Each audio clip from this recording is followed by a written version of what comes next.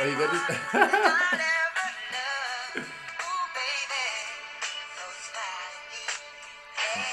Get that from Mike.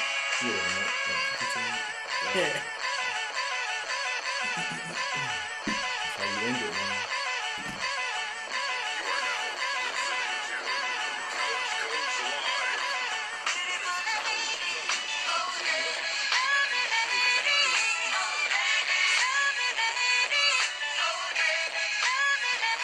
We back here on Couch Coach Live. Yeah. The It's February 1st. February 1st, February man. 1st, 2015. You Woo. know, hey man, time is going by so fast, man. Yes, sir. Finna turn 1 year old. Couch Coach Live about to Oh, be. I man. Oh, mean, man. what we got? About 5 months away. About Yes, 5 months sir. away Yes, from sir. from being, from being a one, about to be a grown man in this game. Time flies when you're having fun. And you know we got Yes, Lover's indeed. Day coming up, too. Oh Lover's yeah, Day. man. I mean, and I don't know, man. This gonna be, that's 2 weeks from. Well, 2 weeks from. Well, it'll be a week from Saturday in this case. I don't know, man. I might be Bayless like Skip. Ooh. I'm Bayless like Skip at this stage. You don't got no. What do you call it? What's the Esther? What Estelle? That's still, yeah. Estelle? Oh yeah. What's the Missing name? Estelle. Yeah. No. Yeah. You know how that go. Everything's been Yeah. going and ain't been going. It's not the road is not Peter's and cream at this stage. Yeah, man. I don't know But how mine's gonna go either, man. It's just rolling the dice. I know, man. I'm just gonna try to find a cheaper deal. So, let me stop. Let me be quiet. Might have to talk to Palmelina. Pretty much. I'm saying Shoot. she never fails. She never fails. I mean, shoot. The most fertile individual in life. Right. Right. But we got. I mean, this here today is Super Bowl Sunday. A holiday of sort. Shout out to the good old folks there Yes, sir. to provide this great merchandise here. But well, we gotta start off with last night where they have their annual NFL honors, which pretty much is almost like the NFL way of having the Oscars, or pretty much like a black tie affair, some of that type of that is certain thing. So they do have during the NFL honors, they have certain awards they give out, and they also announce the official Hall of Fame class of 2015. Of note of the NFL honors, the AP Most Valuable Player went to Aaron Rodgers of the Green Bay Packers. Bad man. Hey, and like I said in my preseason prediction, I had Aaron Rodgers becoming the MVP, so I feel a little smart like about this, that. Yeah. Put your hand like this and pat yourself on the back. Yeah. Okay. All right, and also other awards included the FedEx Ground and Aaron Ground Players of the Year, which were awarded to Aaron Rodgers and Le'Veon Bell of the Pittsburgh Steelers. The AP Offensive Rookie of the Year, of course, was Odell Beckham Jr., Well aka earned. ODB. World record breaker. Yeah, the 33 catches in 1 minute. exactly. That's Another yeah, bad man, Drew yeah, Brees. yeah. Yes, sir. Also we had the AP Offensive Player of the Year was DeMarco Murray of the Dallas Cowboys. The Salute the Service Award it goes to Jared Allen of the Chicago Bears. The Coach of the Year, which is it was pretty much up for grabs. I did somewhat of a I don't know who I predicted. I think I had in the preseason I had your boy Lovie Smith. Wow. But That's if you would have made the playoffs. but it ended up going to Bruce Arians, which is well deserved. Oh, yeah, I think definitely. yeah, and that's one of the things. Yeah, what he did with three quarterbacks for them to even be in the playoffs was an amazing feat. Phenomenal. Yes. And also the Art Rooney Award was presented to Larry Fitzgerald of the Arizona Cardinals as well. And somewhat of a shock, we had the AP Defensive Rookie of the Year was Aaron Donald, What team you play for? the St. Louis Rams, the Okay. defensive tackle.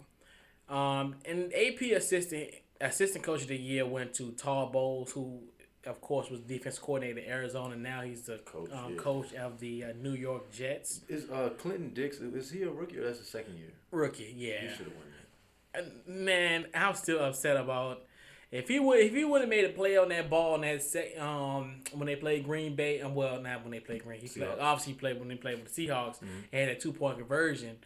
That ball was floating in the air for like 4-5 seconds, and I'm like, you didn't make a play on that ball. I mean, he made 2 other plays though. I know he made two other interceptions. plays, He had but 2. I mean, what he did in that game, especially as a rookie, yeah, there's not too many rookies that's going to step up like that. He should have won that award. Yeah, and also notably the AP Defensive Player of the Year was J.J. Watt of the Houston Texans. Well deserved. Which in most cases, a lot of people were saying that he should have been MVP. the MVP candidate, which we kind of figured he wasn't going to be there. You got to go to the playoffs. Yeah. Point blank. Pretty much. And also, the Walter Payton Man of the Year Award was presented to Thomas Davis of the Carolina Panthers. And, of course, the Bridgestone Performance Player of the Year was Odell Beckham's amazing one-handed 43-yard touchdown catch versus the Cowboys. We call him ODB, you know. Yeah, he crazy. Crazy, man. His hands crazy. Yeah. And also during the ceremony, we did also talk about the Hall of Fame class 2015, of course, headlined by Junior Seau. So definitely rest in peace. So definitely. Did he get a ring? Did he get a ring? No, he was a part of that Patriots team that was 16-0 and lost to the Giants that year. Matter of fact, in Arizona. Very, very interesting. I want to see that happen again, but we'll talk about that later. Yeah, we'll talk about that later. We also had Jerome Bettis, Charles Haley, Tim Brown, Will Shields, and also we had Mick Tingelhoff, Ron Wolf, and Bill Polian to round out the class of 2015. Was that a coach, Bill Polian? He was actually the general manager for the Colts.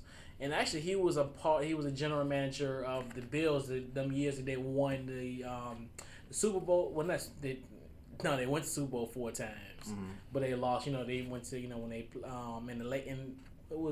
about the early 90s. Right. The Bills went to the Super Bowl 4 straight years in a row and lost. But he was a part of that architect that pretty much that built that team. True indeed. So that rounds out last night's festivities.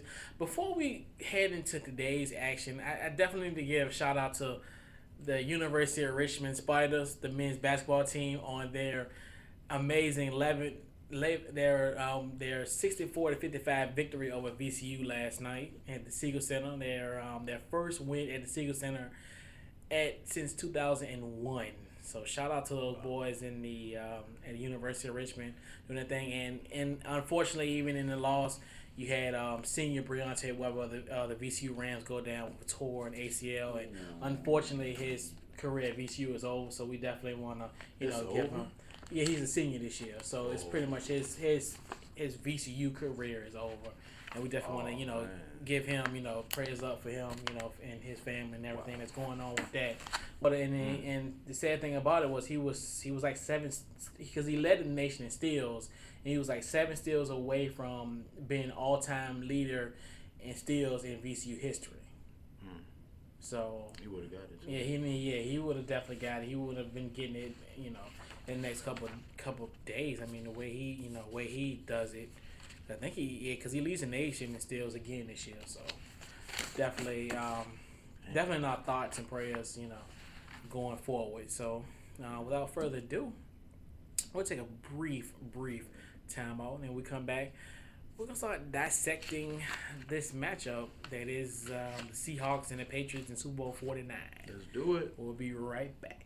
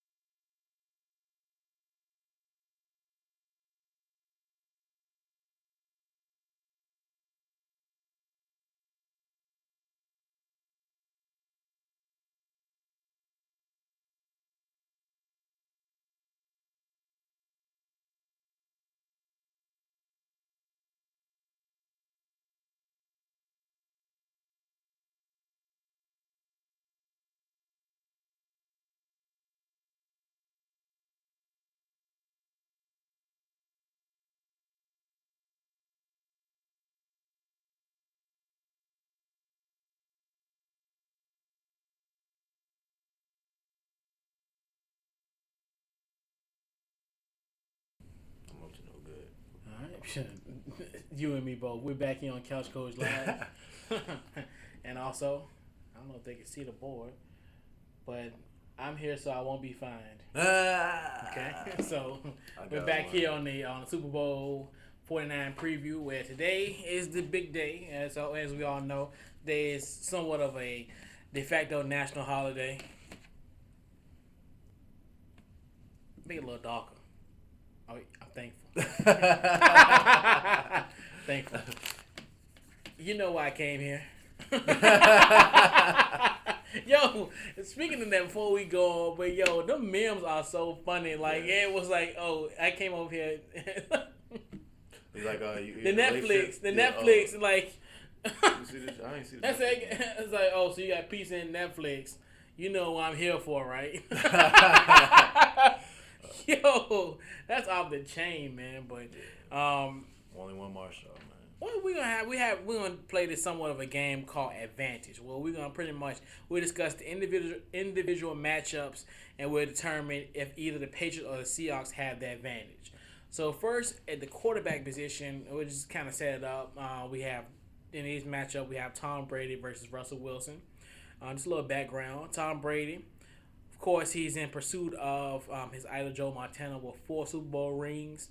He's 20-8 in the postseason, 3-2 in the Super Bowl, and pretty much he holds the record for most starts in the postseason and has the most touchdown passes with 49 in the postseason.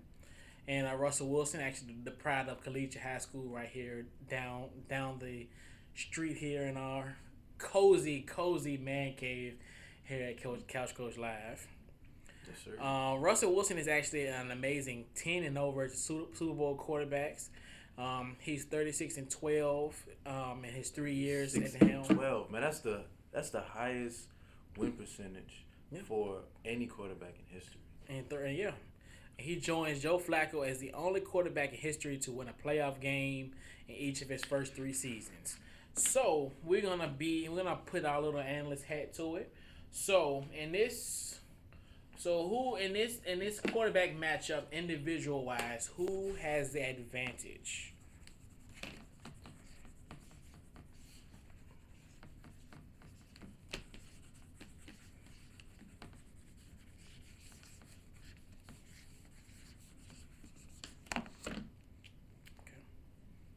So we're gonna explain why.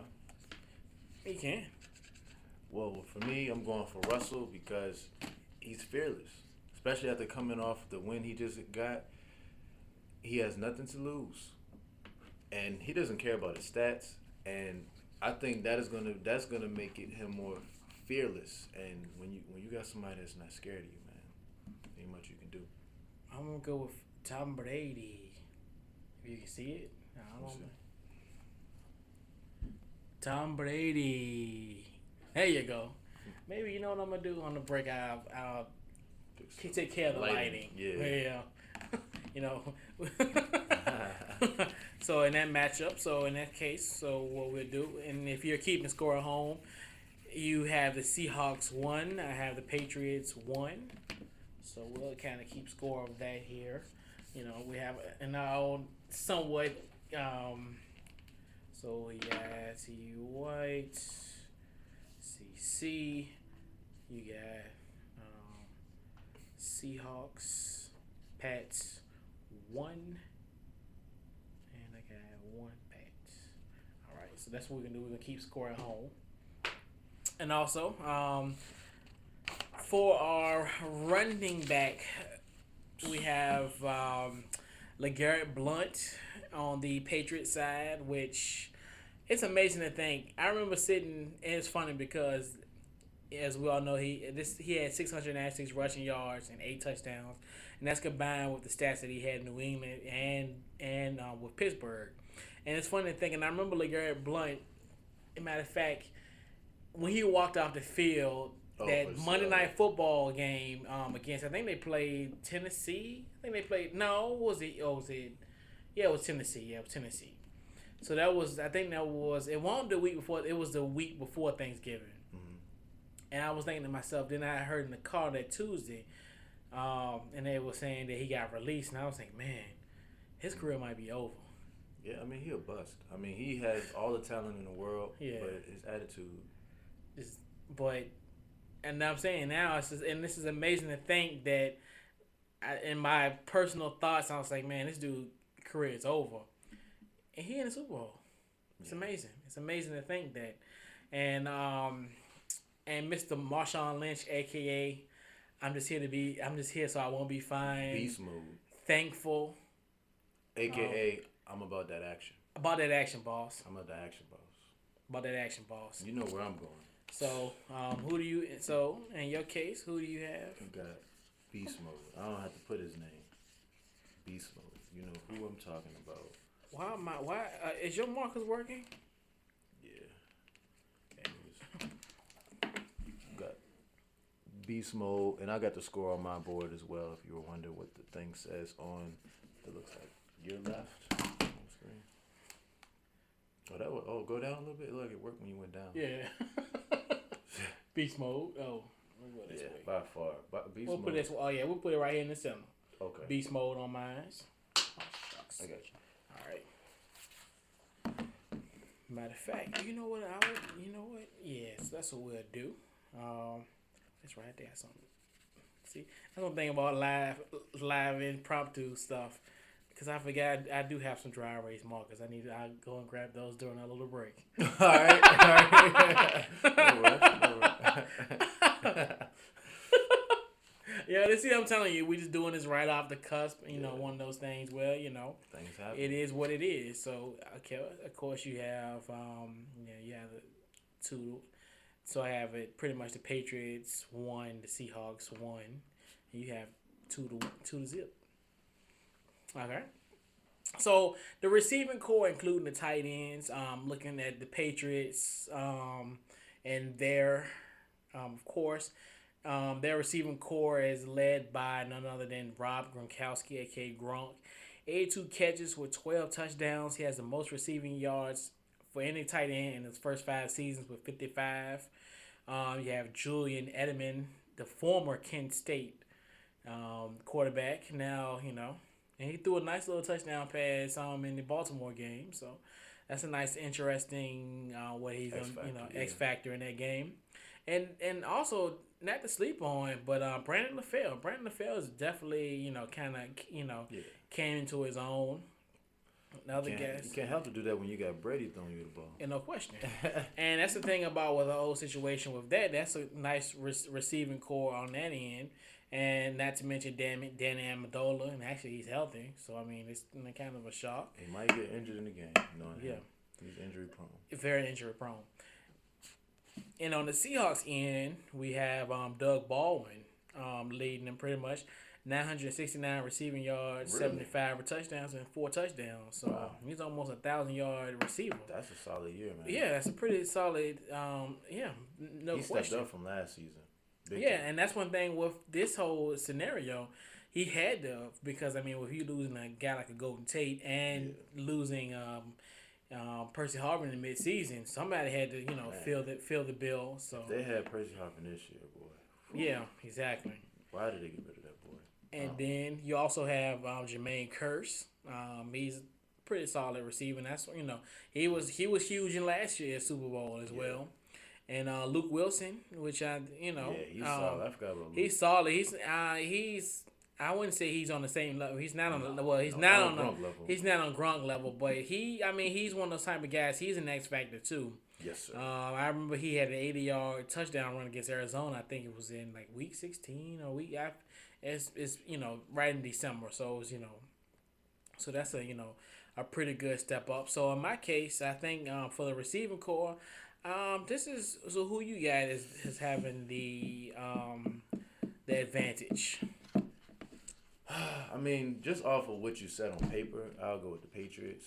But just like I thought, just like the Seahawks played to what I think they let the people believe what they want to believe. Yeah. Because we thought they was over. Everybody thought they was over, and then he come in overtime, and this man was wide open. So we both in agreement with that. So in that case, I got beast mode, but pass receiving core. Yeah. We both agree on that as well. So that's a good situation in that end. So I got it tied up, man. I'm tied. So yeah, you're tied up, and I pretty much have the Patriots. I think they're what in this case we got 3-1, but we'll be more on the scoreboard than that in a sec. Then what we got the offensive line. We'll start off, of course, with the New England Patriots. We're looking at and they're pretty good. You're looking at Nate Sold at left tackle. You also have Dan Conley at guard. Brian Stork.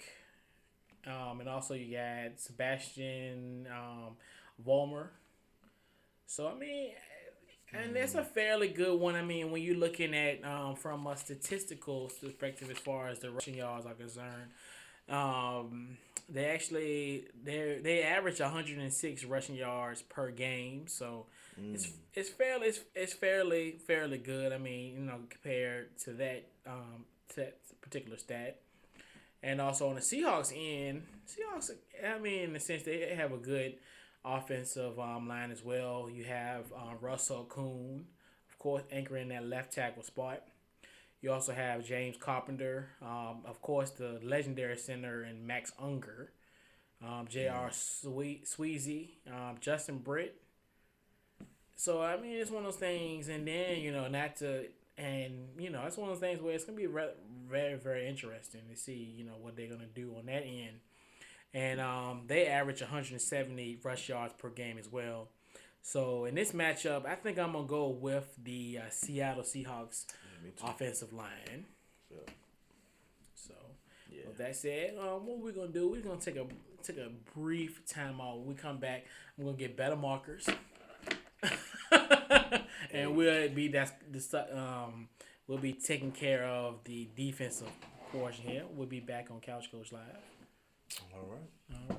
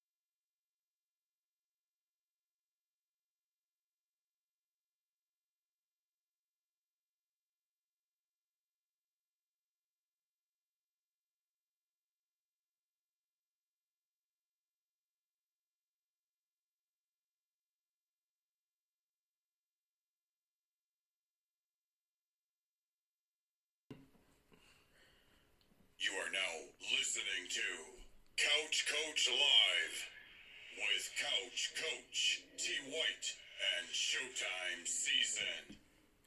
We're back here, of course, here on Couch Coach Live. Well, our advantage game now. We had the 4. We've done 4 individual matchups. We have 5 more to go. I have it pretty much even at 2-2. Yeah. What you have? I think yours is 3-1. Yeah, 3-2. 3-2. I think I picked it twice. Okay. All right. So cool. All righty. So we got everything. We got the lighting together. We got that straight. Yes, we sir. back. He did that quick, man. He might be Flash, man. He did that pretty real much. fast. Pretty much, man. Hey, we got to get to it. Ain't nothing else to it. So now, another matchup we're gonna have the defensive line of each team. First off, of course, we're gonna do the New England Patriots. Of course, they run a base 4-3 scheme. So pretty much on their end, you have Rob Ninkovich, Vince Warfalk, our boy Chandler Jones of the Chandler Jones, and then you also have Chris Jones as well of the talented Jones family. You think about Arthur Jones, John Bones Jones, not John Bond. I'm gonna probably get a knuckle sandwich. But so and that's one of the things with this situation. Rob Ninkovich, of course, 8 sacks and 62 tackles. That was one of those things, and it kind of is funny of him. It's like all these guys that come from New England is like he was pretty much like a journeyman. I mean, I remember he played for New Orleans and Miami all those years, and now he comes to New England, and he's a major factor in his football game. And then you look at Vince Wilfork, who, I mean, he's old. And that's funny to think, like, that's when you feel like you're really old. I remember when Vince Wilfork was at University of Miami. I mean, that's what I'm saying. Like, man. When he was playing for the U, and they were, oh my gosh, they were just amazing. And then you also with Chandler Jones, and then you got Chris Jones as well. We got Chris at the right defensive tackle spot, and Chandler's at the right defensive end spot. Okay, and also the Seahawks, their defensive line, of course, is anchored by pretty much the same type of defense in a 4-3 scheme, where they're led by none other than Michael Bennett, the brother of Bears tight end Martellus Bennett. Both are very, very outspoken individuals, to say the least. Tony Daniel. Also, we have Jordan Hill at the defensive tackle spot. Cliff Averill. That's another guy who kind of, he's clutch. And you're looking at that situation. Michael Bennett had 7 sacks this season. So, in this matchup, who you got in yours? You say Earl Thomas? Not yet. He's the defense. Yeah, we're gonna talk about the DBs momentarily. Earl Thomas is that guy. He played like he's 6'7". To break the ice, I have the Seahawks as well. If you can see this here, I'm interested to see who you pick for the secondary. Yeah, secondary is gonna be interesting.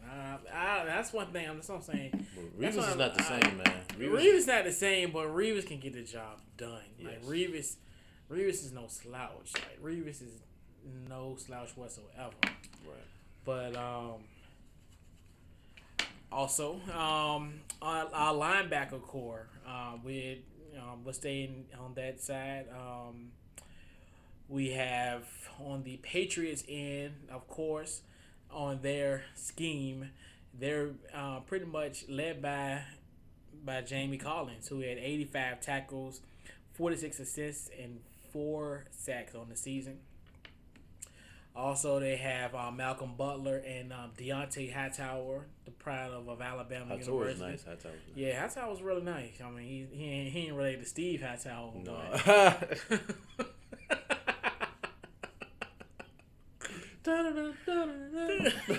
Oh, Regina. Principal Grill. What's his name? Bullethead? Bullethead, yeah. Wow. I mean, R.I.P. Romeo, man. Yeah, R.I.P. Brian. Yeah. He's watching this right now. I know, right? Also, on the Patriots, well, we didn't talk about the Patriots as far as Hightower and what have you, and the Seahawks. Of course, they're led by KJ Wright, 79 tackles, 40 assists, and 2 sacks. Also, Bobby Wagner, Nice. Bruce Irwin. And that's funny to think Bruce Irwin was one of those guys that came out of West Virginia. And I remember he was like a first round pick. I think he was picked like 12 overall in that draft. And I think everybody was like, it was such a head scratching move. And it's one of those things where it's like, what is Pete Carroll doing? Like, what is Pete Carroll doing? And that's one of the things where, hey, you just Carroll, I think Pete Carroll, he has an advantage because he was a college coach. Yeah. And he probably knew about a lot of these players before they, even as went far to as advanced scouting, yeah. and that's why. And we'll talk about that a little bit in the coaching matchup too, because that's how I think Chip Kelly is like that too. Yeah. Like I see how like that's why I kind of like he has a very Pac-12 type of flavor when it comes to a USC quarterback. He had 2 USC quarterbacks. Yeah. And then a guy from Arizona and Nick Foles, aka Napoleon Dynamite.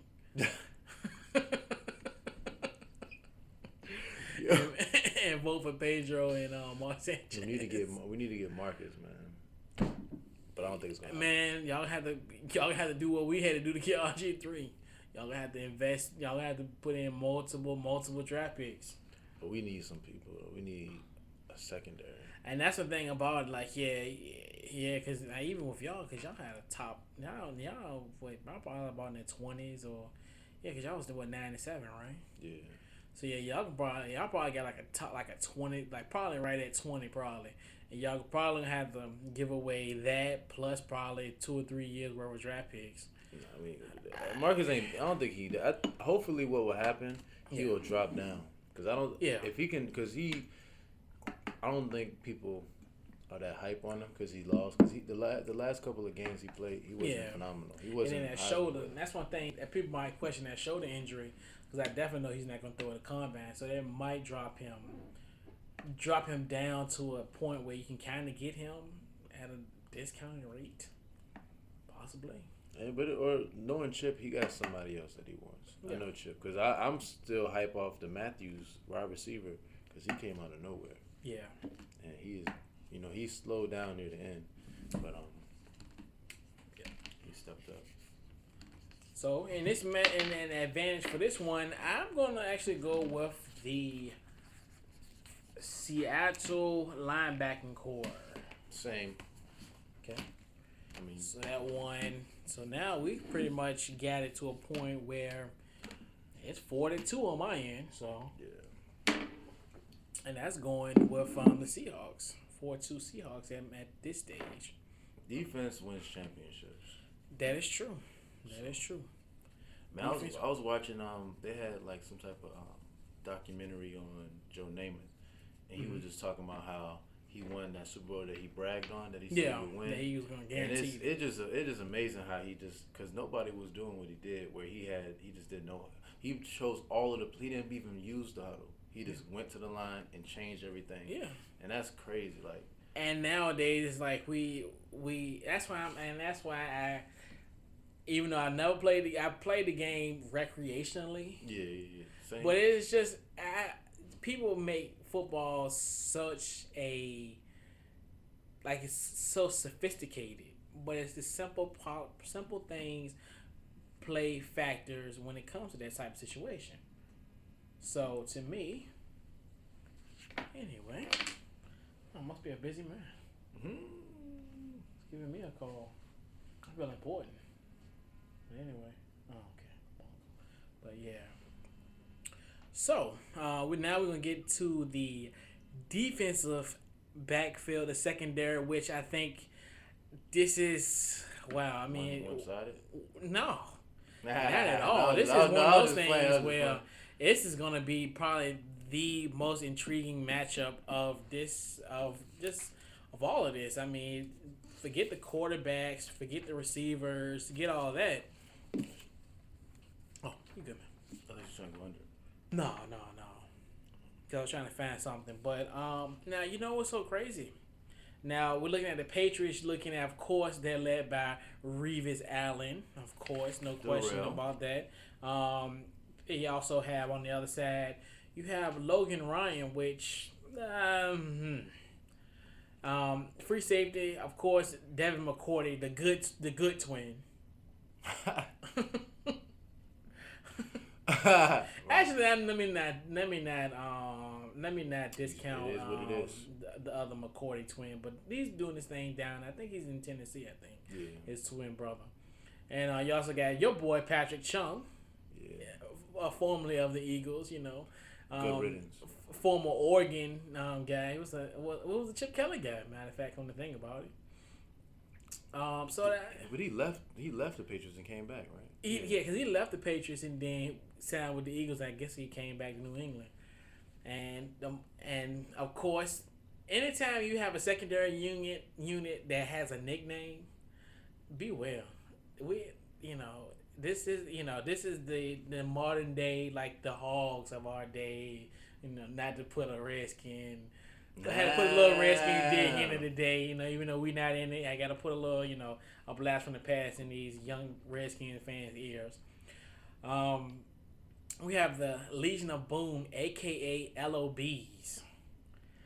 And, of course, they're led by their fearless leader, Richard Sherman. The Richard Sherman. And then on the other side of the field, we also have none other than Byron Maxwell on the right cornerback slot.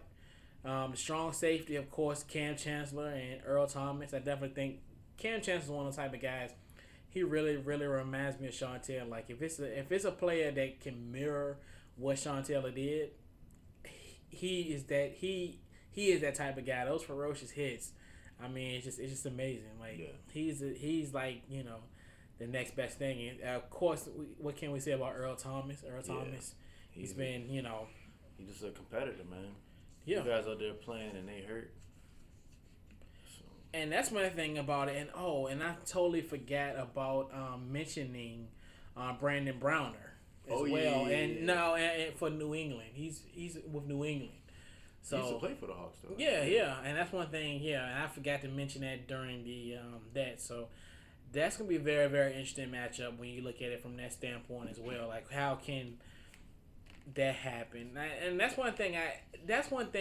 And even when we tackling these matchups and stuff, certain things like these little small little intricacies can determine the outcome of a game as well. Because and I you look at that scheme, and that's one thing and when you look at Seattle, and Seattle's one of those things. Before we conclude to our secondary and our special teams and coaching one. My thing with that is just like it's amazing how people like Tom Brady was studying the film and he's like I've never like really watched so much film in my life for any particular opponent. The thing about Seattle is so scary about Seattle is their defense is vanilla, but I think it's funny because we live in such a especially in football matters where we always have to switch it up and what. To me, and it's funny when people always laugh at their scheme's vanilla, their scheme's it's predictable. But you know what's so funny about that them being vanilla, they make the plays when it's necessary. And that's the scariest thing about having a team that does things routinely like Seattle does it. You think you have them, but you really don't. You think you can outsmart them, and you really can't. And they're playing basic football. And that's what I'm saying. That's where it goes back to the simpler days of how we've got to a point where we became so sophisticated, and they play the game, which is kind of crazy to think, and they play the game in that scheme where guys just play the game. They just play it. It's not trying no hero ball, not any of that nonsense and jibber jabber and what have you. So, and with that said, I'm gonna have the LOBs. Yeah, I got the Seahawks, big dog. And yeah. I mean, I think the Patriots have. One thing that I can say, and we was talking about this, off air. If Tom Brady pulls a Joe Namath move I think that can really shock the Seahawks because the Seahawks was kind of like the Colts because the Colts had a good defense. They were known for being a good defense, and they was like, if it ain't broke, don't fix it. But in terms of this scheme, if Tom Brady come out there and he just goes right into the line and just make all of the changes, they in trouble. But the Seahawks, like I said, the Seahawks are so disciplined. You're gonna have to, even if you got them beat, you don't know what extra scheme they got going with their basic, defense. So I don't know. But Tom Brady, man, he better not get touched.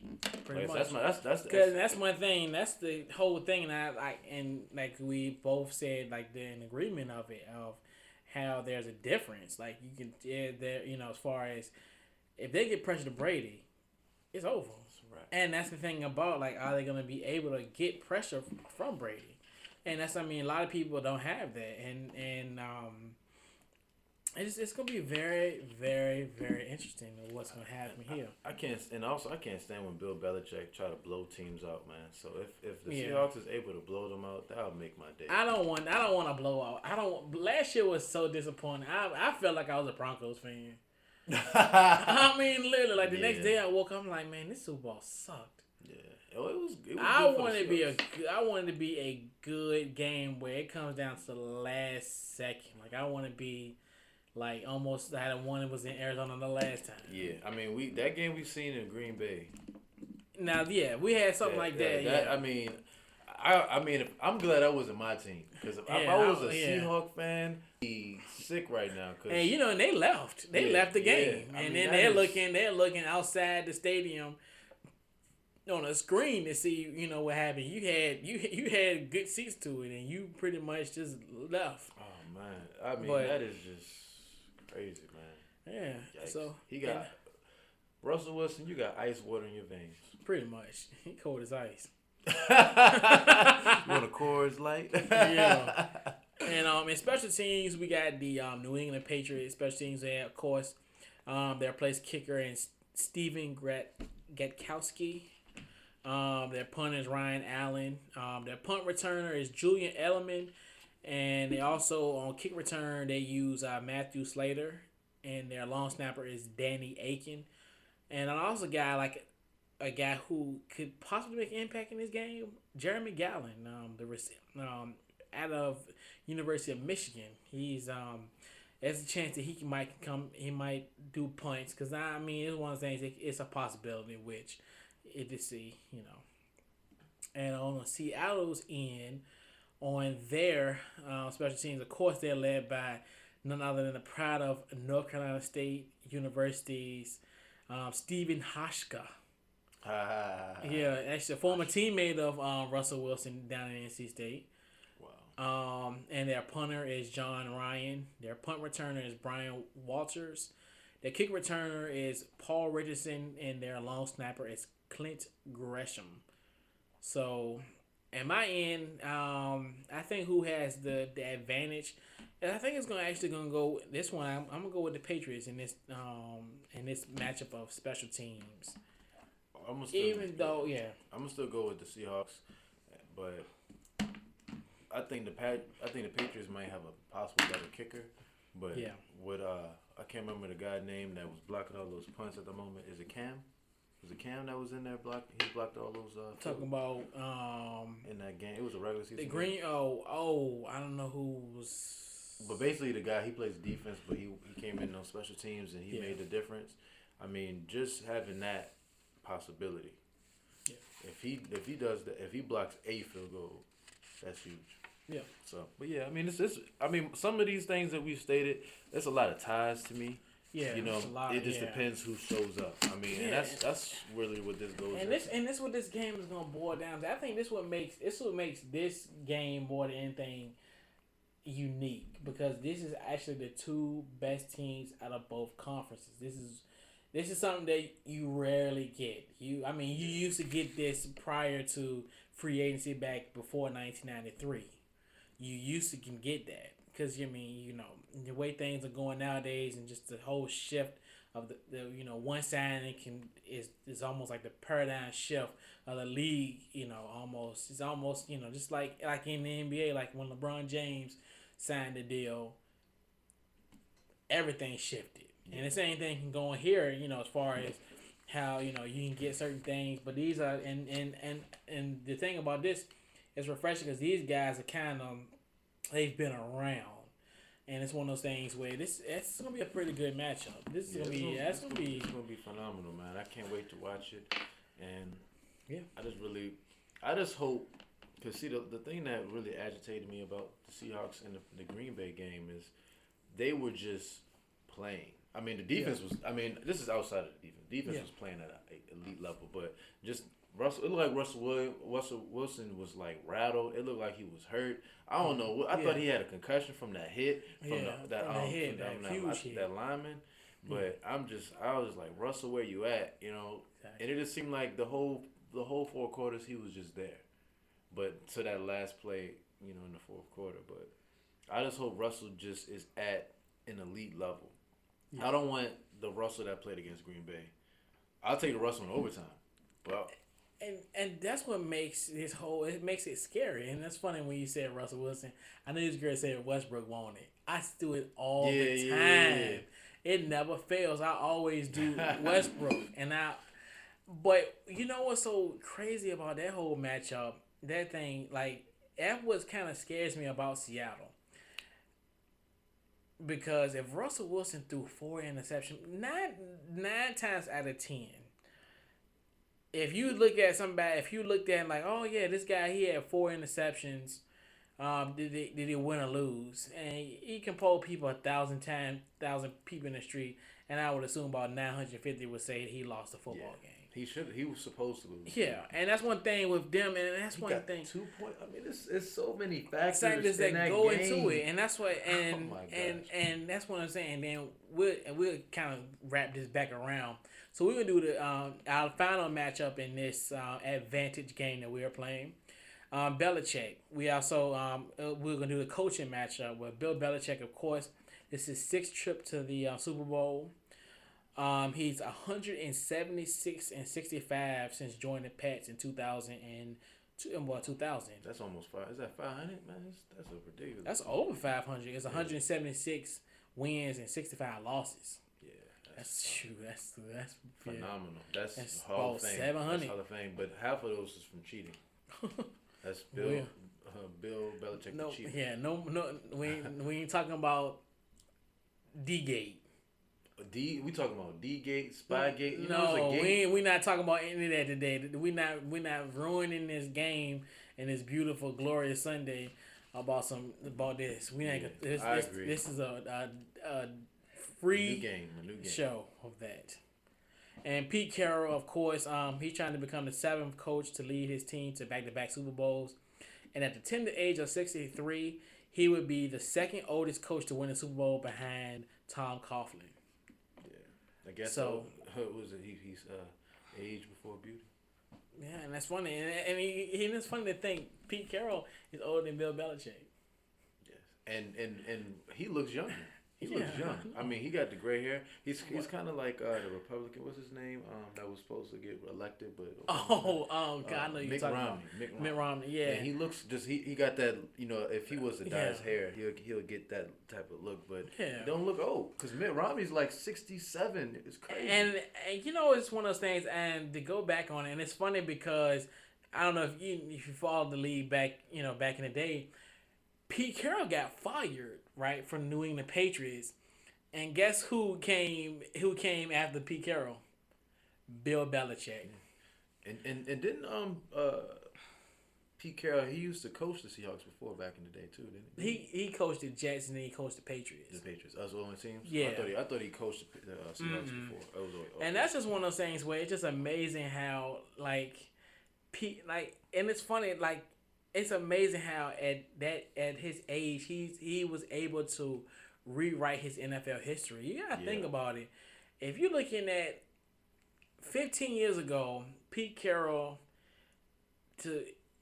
you would have probably say, okay, Pete Carroll, he was an okay coach. He was a middle down the line coach. But you would have never thought that in a million years that he would, in the 15 years since he got fired from New England, he would be college, won a college football championship, Multiple. and and on the cusp of winning back-to-back Super Bowls. It's amazing how someone of that age, I mean, you're thinking about almost 50 years old, rewriting your history. Yeah. I mean, it's amazing, in this type of situation. And the same thing can go for Bill Belichick. Bill Belichick is one of those guys who was always, he was, how can I, it's funny because he kind of now reminds me of how like Bruce Arians was kind of viewed. Bruce Arians always was like, okay, he's going to be that long time, in Arians' case, he's an offensive coordinator, but Belichick was always, he's just going to be a defensive coordinator because he was around when the Giants won the Super Bowl in the 80s. He was even around with the Colts with Coach Marshall Broda with the Colts in the 70s. And then you thinking 90s, he was end up being a part of that Cleveland team that had a step of success. And then then after the whole situation with them moving to Baltimore. He was the last coach to coach the Browns before they went to Baltimore, and then you're looking at that situation. Then went with Bill Parcells to the Jets, and pretty much once he left, he was gonna be the head coach of the Jets, and then was like, you know what, I don't want to take the job. I'm not sure about it. So end up going to New England, and he's rewrote his history as well. I mean, it's one of those guys. These are both guys who